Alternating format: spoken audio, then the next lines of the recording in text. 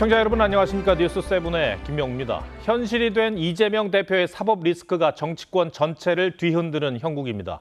정치권은 온통 이 문제에 빠져 올해를 마무리할 것 같습니다. 국민의힘은 1심 선거 뒤 이 대표의 사법 리스크를 부각하는 데 당력을 집중하고 있습니다. 특히 한동훈 대표는 민주당의 판사 겁박에 강력히 대응하겠다는 입장을 밝혔습니다. 여당 움직임은 장윤정 기자입니다. 국민의힘 한동훈 대표는 이재명 민주당 대표의 공직선거법 1심 선고 이후 SNS에 모두 9건의 글을 올렸습니다. 오늘은 민주당의 검수완박대로면 검찰이 위증교사 수사를 할 수 없었다며 이 대표의 위증교사 사건도 영원히 묻힐 수 있었다고 했습니다. 2년 전 민주당은 검찰의 공직자와 선거범죄 관련 수사권을 박탈하고 부패와 경제범죄만 수사할 수 있도록 법을 고쳤는데 법무부의 이른바 검수원복으로 공직자의 직권남용과 직무유기, 위증 등을 다시 다룰 수 있게 돼 이 대표 사건 수사가 가능했던 겁니다. 이재명 지금 당대표의 위증교사 사건도 지금 현재의 그 시행령상으로는 적법하게 지금 수사를 할 수 있는 거죠, 검찰이. 위증 자체가 시행령상으로도 새로 게시할 수 있고 그리고 관련 사건으로도 수사할 수 있을 것 같다는 생각은 합니다. 네. 한 대표는 또 오는 25일 위증교사 재판에서 통상적인 결과가 나올 걸로 생각한다며 민주당의 이 대표 재판 담당 판사 겁박에 강력히 대응하겠다고도 했습니다. 국민의힘은 민주당의 장외 집회와 판결 불복 움직임 대응에 단일 대우를 유지하고 있는데 오는 28일로 예상되는 김건희 여사 특검법 재표결에 대한 대비란 해석도 나옵니다. TV조선 장윤정입니다. 수세에 몰린 민주당은 야당 탄압이자 정치 판결이라는 주장을 사흘째 계속했습니다. 그 어느 때보다 강력한 반발이 나오는 건 민주당의 선거 보전금 수백억 원이 걸린 문제이기 때문이기도 합니다. 민주당은 이번 재판을 당 차원에서 직접 대응하겠다는 입장입니다. 야당 모습은 김충영 기자가 취재했습니다. 민주당은 이번 1심 판결에 대해 검찰의 악의적 기소를 재판부가 제대로 이해하지 못한 채 내린 판결이라고 비판했습니다. 법원이 검찰과 같은 방식으로 해석해 유죄 판결을 내렸기 때문에 인정할 수 없다는 겁니다. 재판부는 3년 전 대선 과정에서 했던 말 한두 마디를 비틀고 증언을 취사 선택하여 판결함으로써 불의가 법이 되면 저항이 의무가 됩니다. 그러면서 정치 판결인 만큼 무죄 공세를 더욱 강화하겠다는 뜻도 밝혔습니다. 이후에 있는 재판에서도 같은 일들이 벌어질 수 있기 때문에 저희가 그 관련된 내용들을 좀 여러 기자님들이나 또 국민들께 적극적으로 알려갈. 이재명 대표가 1심 선고 직후 항소 방침을 밝힌 가운데 민주당은 앞으로 이 대표 재판을 당 차원에서 적극 뒷받침하겠다고 했습니다. 김윤덕 사무총장은 재판의 심각성 차원과 함께 선거 보전금을 반환해야 하는 문제라며 법률가 출신 의원들과 함께 대응해 나갈 것이라고 했습니다.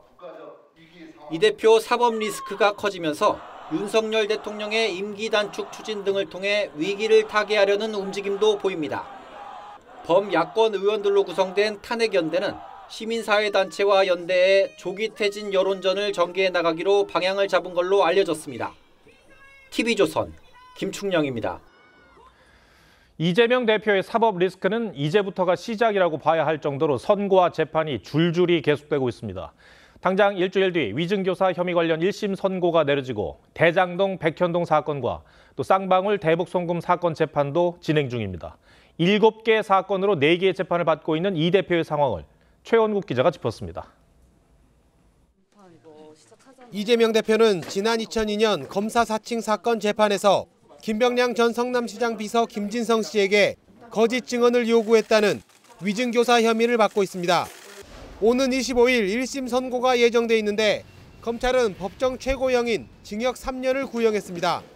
지난해 9월 법원이 이 대표 구속영장을 기각하면서도 위증교사 혐의는 소명되는 것으로 보인다고 판단한 만큼 공직선거법 사건보다 방어가 더 어려울 거란 평가가 나옵니다. 리스키한 걸로 이제 분석한다고 그러는데 법률가적 입장에서는 그렇게 생각하지는 않는 게 위증교사가 없다는 그런 부분은 그동안에 수없이 설명을 해왔고. 이 대표는 대장동, 백현동 특혜 의혹과 쌍방울 대북 송금 사건 재판도 진행 중입니다. 쌍방울 대북 송금의 경우 같은 사건으로 기소된 이화영 전 부지사가 1심에서 징역 9년 6월을 선고받았고 공직선거법 1심 재판부가 백현동 부지 용도 변경을 이 대표가 스스로 결정했다고 판단한 부분도 향후 재판에 영향을 줄 수 있다는 관측이 나옵니다. 사법 리스크가 현실화하고 있지만 민주당은 당대표 교체는 전혀 고려하지 않고 있다고 했습니다. 현재까지 전혀 당내에 그런 여러 가지 이견이라든가 제가 이제 느끼지 못하고 있고 이 대표 역시 단일 대우를 강조했습니다. 우리는 동지입니다. 더 큰 적을 향해 함께 손잡고 싸워 나가야 하지 않겠습니까? 이 대표는 1심 선고 직후 최고위가 끝난 뒤에도 당이 혼란스럽지 않다고 말했습니다. TV조선 최원국입니다. 오는 25일 위증교사 사건 1심 선고도 이재명 대표가 넘어야 할 큰 산입니다. 구체적인 쟁점이 무엇이고 위증교사 혐의의 양형 기준은 어떻게 되는지 법조팀 정준영 기자와 따져보겠습니다. 자, 정 기자, 우선 사건 내용부터 다시 정리를 해보죠. 네, 이 대표는 2002년 KBS PD와 함께 고 김병량 시장을 취재하는 과정에서 검사를 사칭한 혐의로 기소가 됐는데 2004년에 대법원 유죄 확정 판결을 받았습니다. 그런데 2018년 경기지사 선거 국면에서 검사 사칭은 누명이라고 주장했다가 허위 사실 공표 혐의로 기소됩니다. 재판을 앞두고 이 대표는 김 전 시장의 비서였던 김진성 씨에게 전화를 걸었습니다. 내가 타겟이었던 거. 이게 지금 매우 정치적인 좀 배경이 있던 사건이었다는 점들을 좀 얘기를 해주면 도움이 될까요? 네, 김 씨는 이 통화 이후 검사 사칭의 주범으로 이 대표를 몰아가려는 움직임이 성남시 내부에서 있었다고 법정에서 증언을 했고 검사 사칭은 누명이라 생각했다는 이 대표 주장에 힘이 실려 무죄 판결이 나왔다는 게 검찰의 시각입니다. 김 씨가 실제로는 관련 내용을 알지도 기억하지도 못했지만 이 대표의 위증 요구에 따라 거짓말을 했다는 겁니다. 그러니까 이 사건 혐의에 대한 이 대표의 입장은 어떻습니까? 네, 지난 5일 이 대표는 자신의 페이스북에 허위 증언을 부탁한 적이 없다고 썼습니다. 김 씨에게 기억을 되살려달라 했을 뿐이고 당시 일을 기억해낸 김 씨가 스스로 증언을 했다는 겁니다. 그쪽 시장님 쪽? 이게 어떤 입장이었는지 그런 거나 좀 상기해 봐주면 좋을 것 같아요. 또 증언 부탁을 했다 쳐도 김 씨가 부탁을 들어주지 않은 실패한 교사라고 주장하기도 했습니다.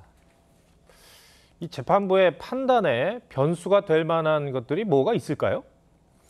아시다시피 지난해 9월 이 대표는 백현동 배임 의혹, 대북송금 사건, 그리고 위증교사 등 혐의와 관련해 구속영장 실질 심사를 받았습니다.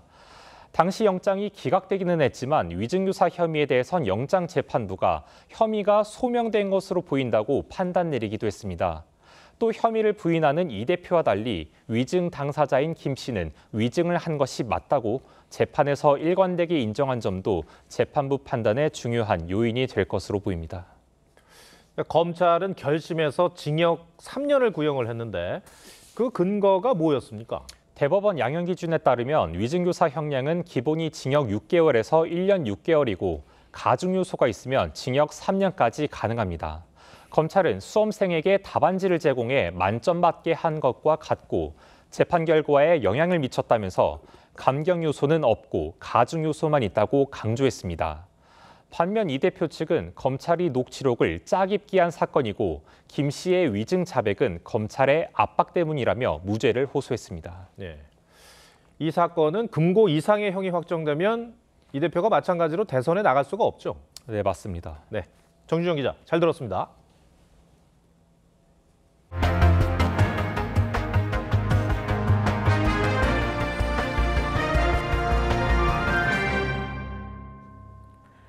공천 개입 의혹 핵심 인물인 명태균 씨가 이준석 의원이 먼저 연락해 자신의 당대표 선거를 도와달라 했다고 검찰에 진술한 걸로 파악됐습니다. 이 대표 측은 명 씨뿐 아니라 여러 사람에게 했던 인사치레였을 뿐이라는 입장이지만 검찰은 의원을 상대로도 제기된 의혹을 모두 조사할 방침입니다. 류태영 기자가 보도합니다. 명태균 씨가 영장 실질 심사를 받기 위해 법정으로 들어섭니다. 이준석 전 의원과의 관계를 묻는 질문에 입을 굳게 다뭅니다. 이병찬 전 의원은 이준석 의원에게 부탁한 게 맞습니까? 이준석 의원이랑 언제 마지막으로 만나셨습니까? 하지만 명 씨는 검찰 조사에선 국민의힘 전당대회를 한 달여 앞둔 2021년 5월 9일 이 의원에게 처음 전화가 왔다고 진술한 것으로 파악됐습니다. 첫 통화 3, 4일 후엔 대구의 한 카페에서 만나 당대표 선거를 도와달라는 말을 이 대표에게 들었다고도 설명한 것으로 알려졌습니다. 검찰은 명 씨가 이 의원과 만남을 가졌다고 주장한 사흘여 뒤 미래한국연구소가 의뢰한 여론조사에서 이 의원이 당대표 적합도 1위를 차지한 것에 주목하고 있습니다. 영장실질 심사가 이뤄진 법정에선 해당 여론조사 결과를 PPT로 보여주며 명 씨 구속 필요성을 강조한 것으로 알려졌습니다. 이 의원은 명 씨의 요청으로 2021년 5월 24일에 처음 만났고 이 만남과 미래한국연구소의 여론조사는 무관하다며 명 씨에게 도와달라고 한 것은 잘 부탁드린다 정도의 인사치레를 한 것일 뿐이라고 반박했습니다. 검찰은 이 의원을 상대로도 제기된 의혹 전반을 조사할 방침입니다. TV조선 류태영입니다. 우리은행이 손태승 전 회장의 친인척에게 수백억 부당대출을 해줬다가 금감원에 적발됐다는 소식 전해드렸죠. 당시 금감원은 경영진의 늦전 대응을 공개적으로 질타했었는데 알고 보니 금감원 역시 관련 제보를 접수한 뒤 5개월가량 방치했던 사실이 저희 취재 결과 드러났습니다. 송무빈 기자의 단독 보도입니다. 지난 7월 금융감독원은 손태승 전 우리금융지주 회장 친인척이 우리은행에서 600억 원대의 부당대출을 받은 사실을 적발했습니다. 그러면서 우리은행이 올해 초부터 부당대출 정황을 파악하고도 빨리 보고하지 않았다며 수뇌부 책임론까지 제기했습니다. 법상 보고해야 되는 것들이 제때 보고가 안 된 것들은 명확하기 때문에 그것들에 대해서 누군가는 지금 책임져야 되지 않을까. 그런데 정작 금감원은 손 전 회장 측 친인척이 충분한 담보 없이 대출을 받은 정황을 지난해 12월에 제보받은 걸로 확인됐습니다. 하지만 금감원이 조사에 나선 건 5달이 지난 5월. 우리은행 김해 지점에서 100억 원대 횡령 사건이 터지자 현장 점검을 나가면서 관련 자료를 함께 요구한 겁니다.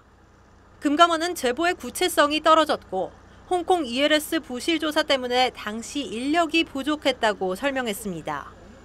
대부분의 저희 검사 인력들이 이제 그쪽에 투입되어 있었습니다. 다채롭게 했어야지 말씀하실 수 있는 부분이 있고요. 그냥 손댈 수밖에 없긴 하거든요. 하지만 앞서 금융감독원이 우리은행의 늑장 보고를 공개적으로 지적한 만큼 금감원의 5개월 공백은 내로남불 논란을 피하기 어려워 보입니다.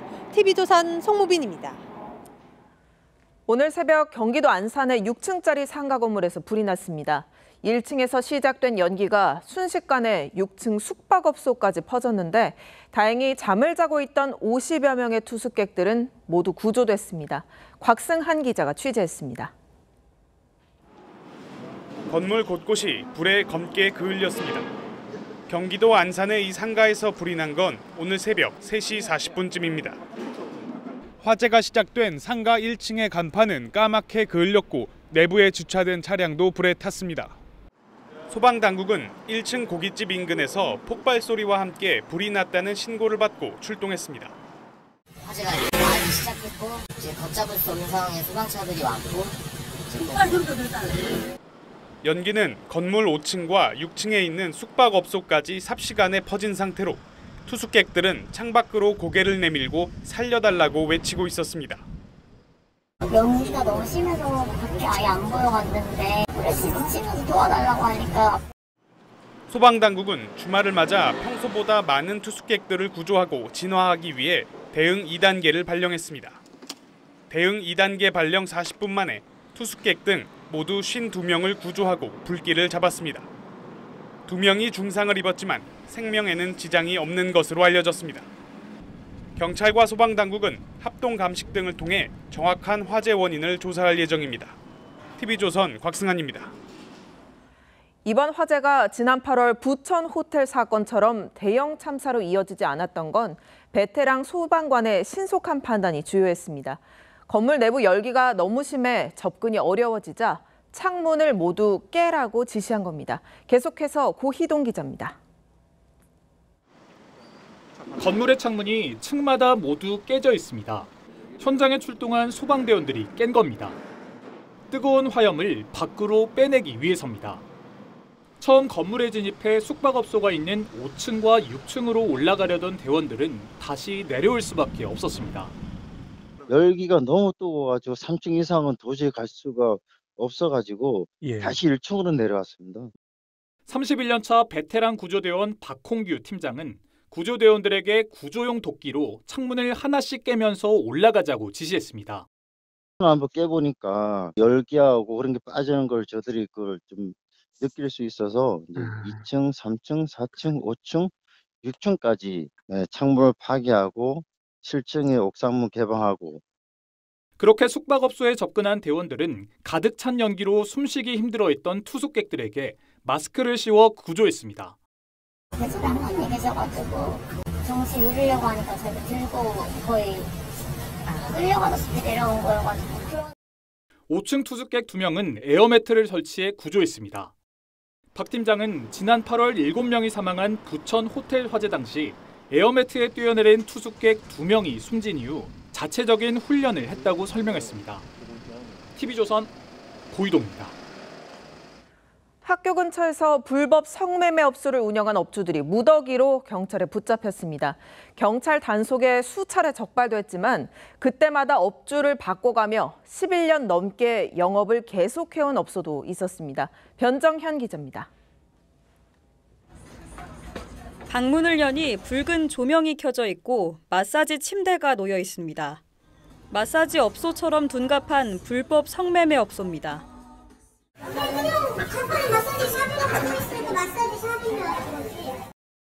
경찰이 광진구 일대에서 학교 경계 200m 범위 내에 있는 구역을 단속해 불법 업소 4곳을 적발하고 관련자 14명을 입건했습니다.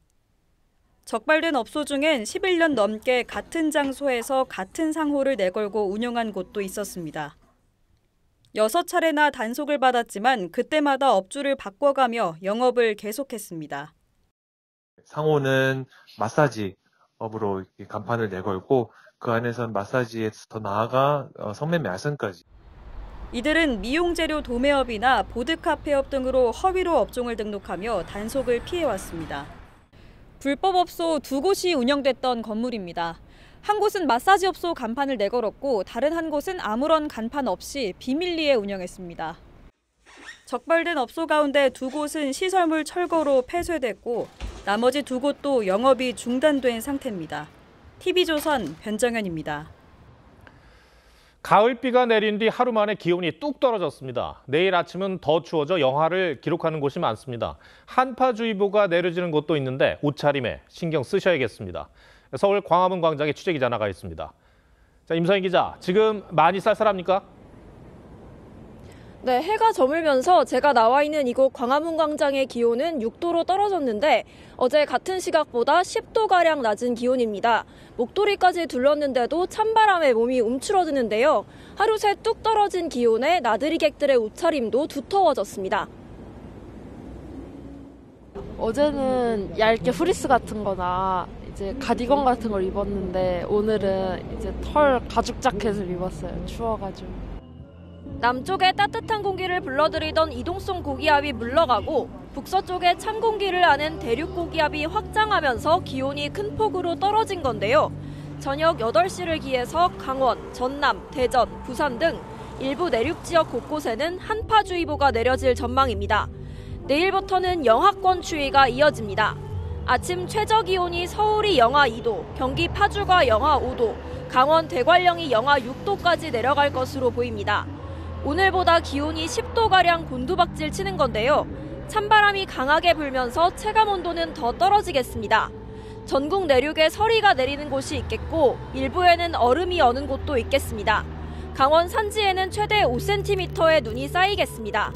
이번 추위는 화요일까지 계속되다 수요일부터 평년 기온을 회복할 것으로 보입니다. 광화문 광장에서 TV조선 임서인입니다. 부쩍 쌀쌀해진 날씨에 계절이 바뀌는 걸 실감할 수 있었던 휴일이었습니다. 가는 가을을 아쉬워하는 나들이객들이 단풍 명소를 많이 찾았습니다. 박건호 기자입니다. 천년 고찰로 향하는 숲길. 온통 노랗고 붉은 빛깔로 물들었습니다. 낙엽은 맑은 호수에 떨어져 정처 없이 흐릅니다. 나들이객들은 가는 가을이 아쉬운 듯 영원한 추억으로 남기기 바쁩니다. 아쉬운 점은 많죠. 왔는데 이 단풍을 이제 내년에 기약하고 가야 되겠고요. 폭신폭신 숲속을 가득 덮은 낙엽. 어린아이에게는 즐거운 놀이거리입니다. 이곳 단풍 명소에는 등산객뿐 아니라 가족 단위 나들이객들까지 모여들며 종일 봄폈습니다. 노랗고 빨갛고 너무 예쁘죠, 보기가. 마음도 좋고 이 단풍을 너무 예쁜 걸 보니까. 부쩍 쌀쌀해진 날씨에 단풍객들은 겨울옷까지 꺼내 입고 나와 가을의 끝을 즐깁니다. 하나, 둘, 셋. 엄마 소녀 같아.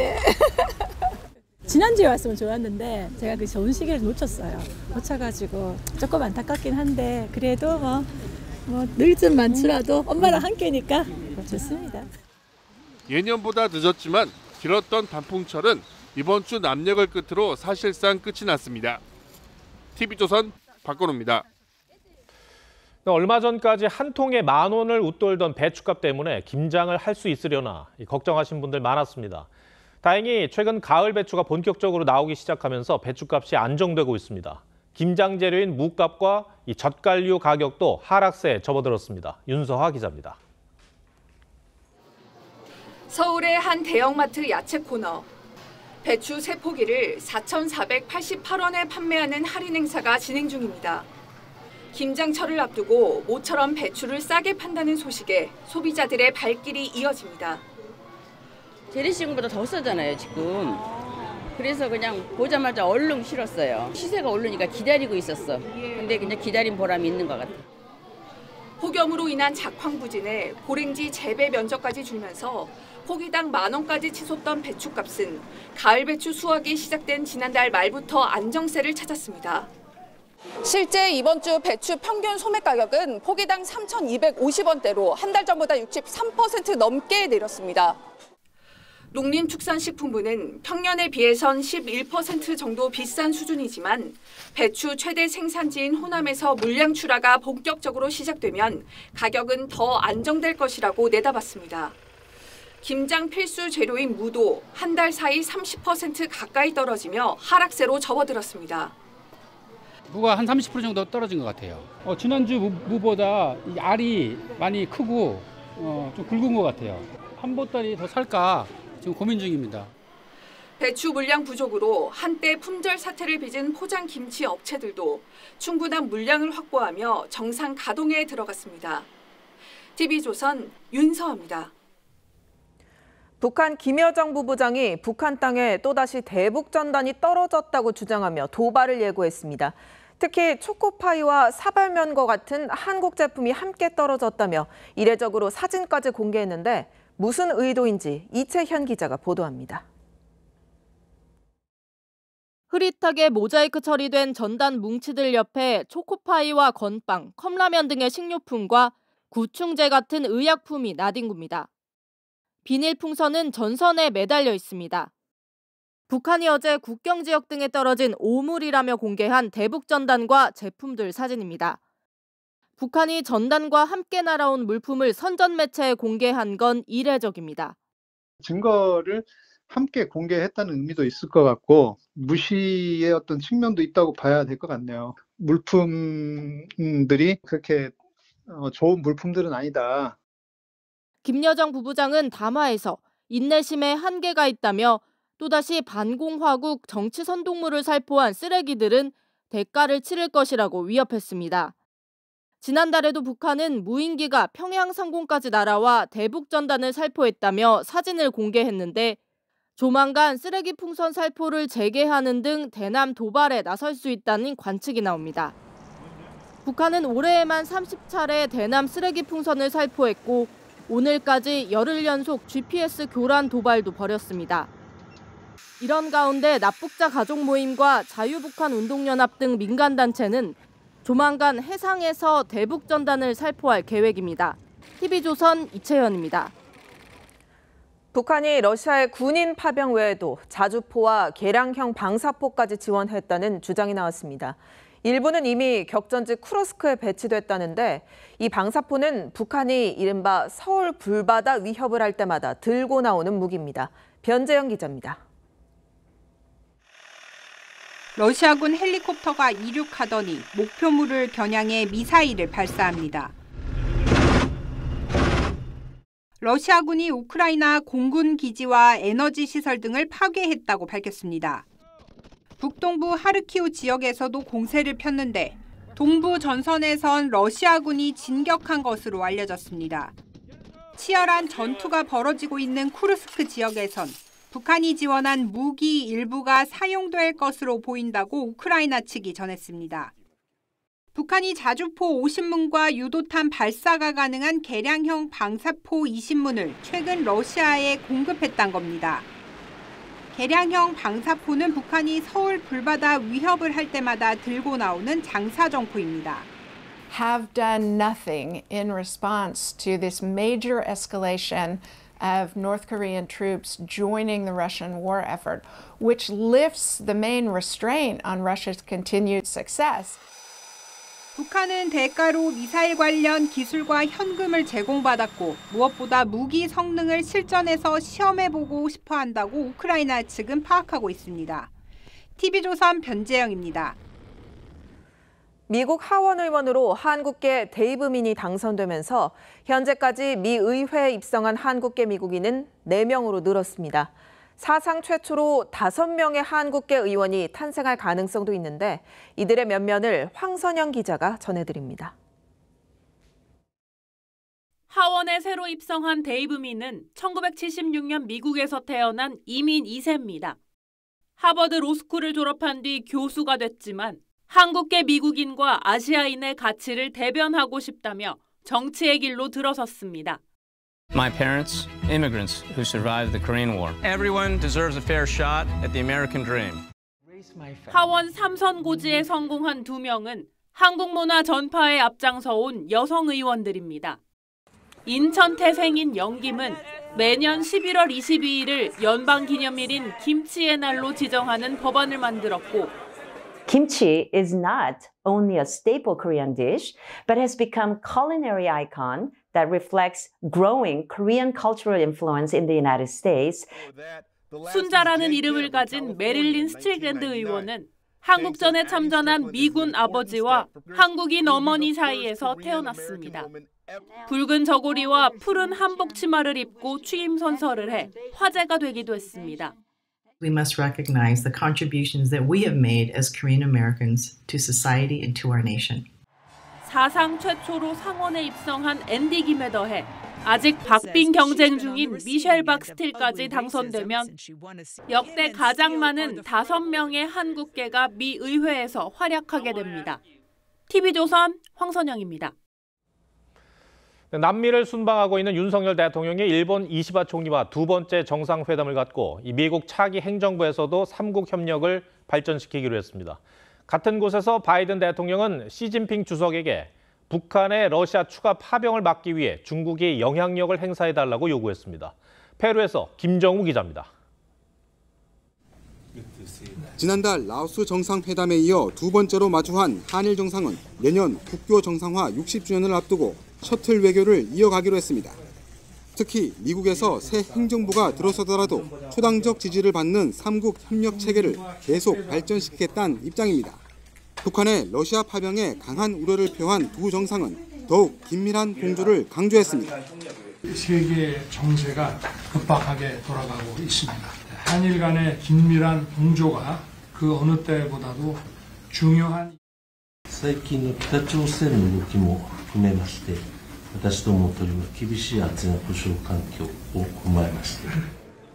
시진핑 주석과 마지막으로 만난 바이든 대통령도 중국의 대북 영향력을 북한의 추가 파병을 막는 데 써야 한다고 압박했지만 시 주석은 중국의 전략적 안보가 위협받는 걸 좌시하지 않을 거라며 물러서지 않았습니다. Our two countries cannot let any of this competition veer into conflict. 아시아 태평양 21개 나라가 모인 에이펙의 의사봉은 페루에서 내년 개최국인 한국으로 넘어왔습니다. 2000년의 역사를 간직한 문화도시 경주에서 2025년 에이펙 정상회의를 개최합니다. 페루에서 한미일 정상회의를 비롯한 에이펙 일정을 마무리한 윤 대통령은 브라질 리우로 이동해 G20 정상외교를 이어갑니다. 페루 리마에서 TV조선 김종우입니다.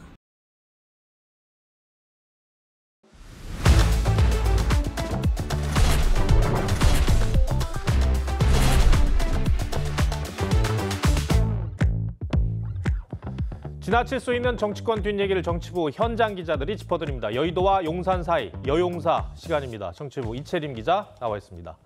자, 첫 번째 주제는 일주일 앞으로 다가온 위증교사입니다. 저희가 앞서서 이제 따져보니 코너에서 그러니까 위증교사 사건 핵심 이 쟁점에 대해서 이제 들여다봤는데, 근데 야당에서는 그제 있었던 재판보다 25일 재판을 더 걱정하고 있다는 그런 얘기가 있어요. 네, 민주당 이재명 대표가 이번 달에 SNS에 올린 글부터 좀 보겠습니다. 총 9개인데요. 이 가운데 본인의 사법 리스크 관련 내용 2개였습니다. 그런데 이 2개가 모두 위증교사 사건의 무죄를 주장하는 내용이었습니다. 이 위증을 부탁한 적도 없지만 설사 했더라도 실패한 교사다, 이런 주장입니다. 선거법 사건과 관련된 글은 올리지 않았던 것과 비교가 되는 것 같기도 합니다.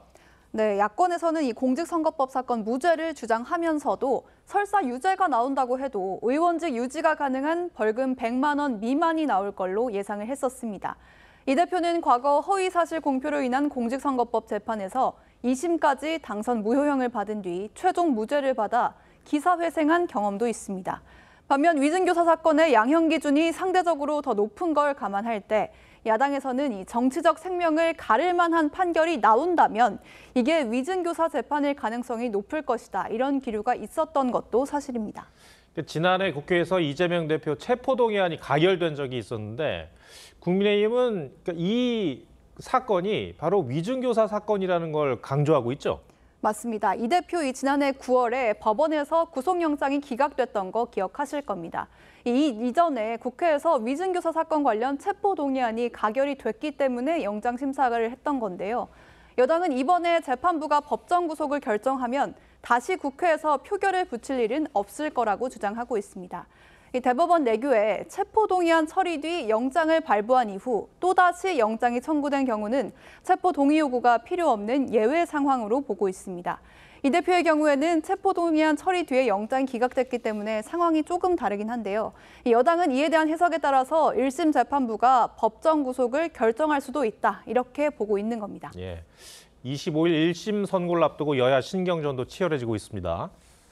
알겠습니다. 다음 주제는 미국에서는 사라진 특검법, 그러니까 특검법 관련 얘기를 해보자는 거죠. 네, 우리나라 국회에서 또다시 특검이 논란이 되고 있습니다. 이 세 번째 김건희 여사 특검법이 지난주에 본회의를 통과했죠. 윤 대통령이 거부권을 행사할 가능성이 높습니다. 야권이 이 대표의 사법 리스크가 현실화한 상황에서 윤 대통령을 향해서 특검 수용 목소리를 높이니까 여권에서는 특검 자체를 없애는 특검 폐지 법안을 추진하고 있습니다. 그러니까 제목을 보니까 미국에서는 특검법이 사라졌다는 거를 강조하고 있는 것 같아요. 네, 맞습니다. 여권에서 이 경우를 설명을 하고 있는데요. 미국에서 워터게이트 사건 이후에 특별검사 제도가 정식 도입돼서 20여 년간 존속하다가 1999년에 폐지됐습니다. 없어질 때 양당이 합의하면서 그 사유를 삼은 게 생각이 납니다. 그 내용이 보면 수사를 정치에 악용한다. 비정치적 사건을 정치적 쟁점화해서 사소한 사건을 수사하는 문제가 있다. 이 당시에도 미국 정가에서는 특검이 초래한 극한의 정쟁이 사회에 재앙이 됐다, 이런 말까지 나왔다고 합니다. 그런데 트럼프 대통령 당선인은 특검 조사를 받은 적이 있죠? 네, 맞습니다. 이때 당시에 폐지된 법안은 의회가 특검과 관련한 대부분의 권한을 갖는 내용이었고요. 다만 그 이후에 법무장관이 필요한 사건에 대해서 단독 권한으로 특임 검사를 임명하는 제도로 바뀌어서 운영되고 있습니다. 직무 수행의 독립성을 보장한다는 취지인데요. 우리나라에서도 드루킹 특검이나 국정농단 특검 같은 사례가 있기 때문에 특검 자체를 없애자고 하면 논란이 있을 수밖에 없을 겁니다. 하지만 우리 정치권에서 어느 순간부터 특검법을 두고 공회전이 반복되고 있는데 이를 타개할 방법을 찾을 때란 지적도 많이 나오고 있습니다. 네, 이채림 기자 잘 들었습니다. 트럼프 2기 행정부 출범이 2달 앞으로 다가오면서 글로벌 경제의 지각 변동에 각국이 대비하고 있습니다. 내일 개막하는 TV조선 글로벌 리더스 포럼에서는 국내외 석학들이 다가올 변화에 대한 대응책을 모색합니다. 이상배 기자입니다. 미 대선을 승리로 이끈 트럼프 당선인.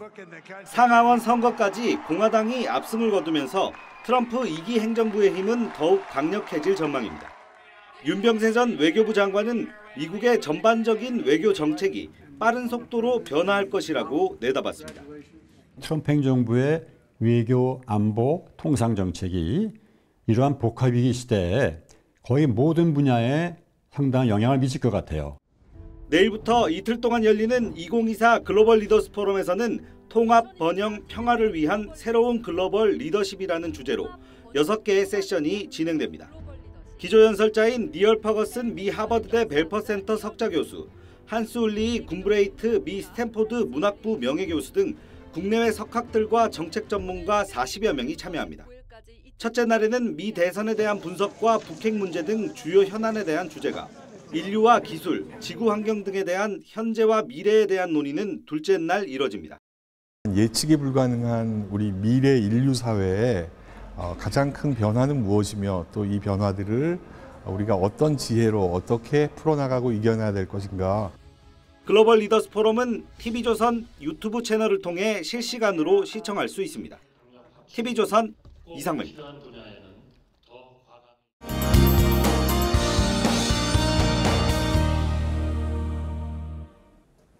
내일 출근길에는 보온에 각별히 신경 쓰셔야겠습니다. 서울의 아침 최저기온이 영하 2도, 찬바람으로 체감온도는 영하 6도까지 떨어지겠고요.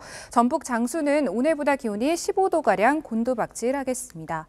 이에 따라 전북에는 한파 경보가 내려져 있고 곳곳으로 한파주의보도 확대됐습니다. 서해안과 제주를 중심으로는 강풍특보가 발효 중입니다. 내일까지 전국에 바람이 강하게 불겠습니다. 오늘 밤까지 강원과 경북 동해안에, 내일 오후부터 밤 사이에는 경북 동해안에 가끔 비가 내리겠습니다. 내일 아침 기온은 춘천이 영하 3도, 대전이 영하 2도까지 떨어지겠고요. 낮 기온은 서울과 청주가 7도로 한 자릿수에 그치며 종일 춥겠습니다. 내일도 물결은 최고 5m로 전해상에서 매우 높게 일겠습니다. 모레 낮부터는 평년 기온을 회복하겠습니다. 날씨였습니다. 1심 판결에 적잖이 충격을 받은 이재명 대표와 민주당이 거리로 나와 정권 퇴진을 외치고 법원 판결을 비난했습니다. 이재명은 죽지 않는다. 민주주의도 죽지 않는다.